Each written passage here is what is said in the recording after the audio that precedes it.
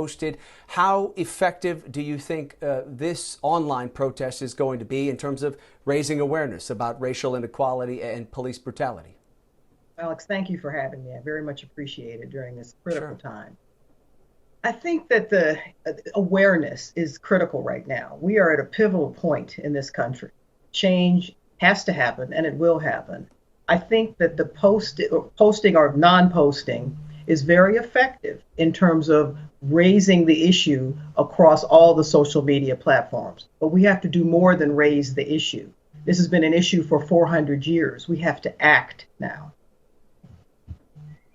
So this idea, as you know, came from two women who work in the music industry, and that's how they got initially a lot of, well-known musicians and artists and even major corporations to take part in this online protest. So to your point, how do you translate this sort of movement online into real change?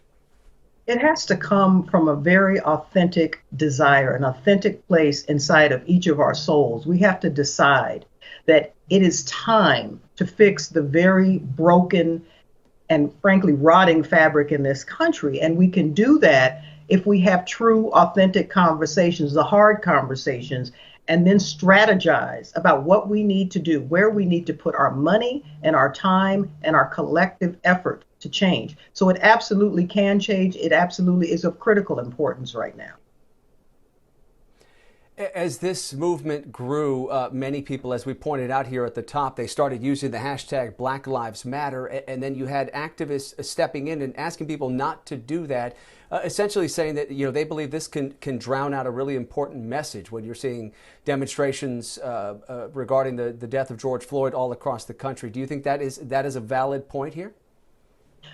I think it is, because what we have to do is realize that in order to win this battle, which is a battle to save our country and the fundamental ideas upon which it was born, we have to use every arrow in the quiver. And one of those arrows is, of course, awareness, but it's also being strategic enough to keep the channels of information, much needed information, open. So I think we need to heed the words of those who are saying and the advice of those who are saying, be careful how we use the right hashtag, use blackout, don't use Black Lives Matter right now, because when you do that, when you put it in the search engine, what comes up are the blacked out squares, not the information that people need to know how to donate or how to become involved.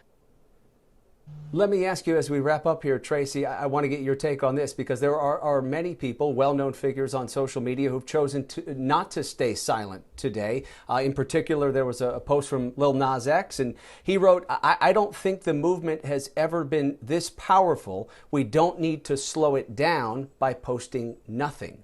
What about that take?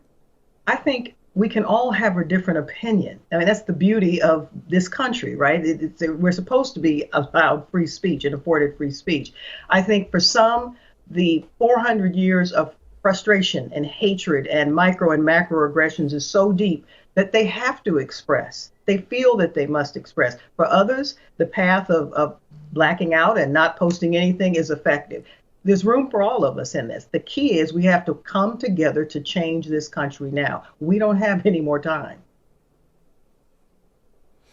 We will leave it right there. Really appreciate your time and your insight. Management consultant Tracy Webb. Really a pleasure. Thank you. Thank you, Alex. An infamous Bay Area killer